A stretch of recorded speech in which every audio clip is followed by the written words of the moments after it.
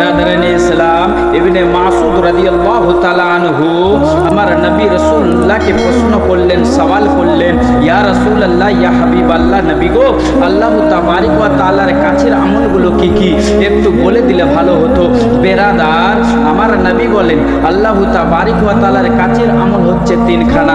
বেরাদার, মুসলমান শুনবো এবং ভিডিওখানা দেখবো এবং বেরাদার আমল করার চেষ্টা করব। মুসলমান বেরাদার, আমার নবী বলে, এক নম্বরে হচ্ছে সময়ের মধ্যে, ওয়াক্তের মধ্যে নামাজকে আদায় করতে হবে। বেরাদার, দ্বিতীয় নম্বর, মা বাবার সঙ্গে নেকির কাজ করতে হবে, ভালো ব্যবহার করতে হবে।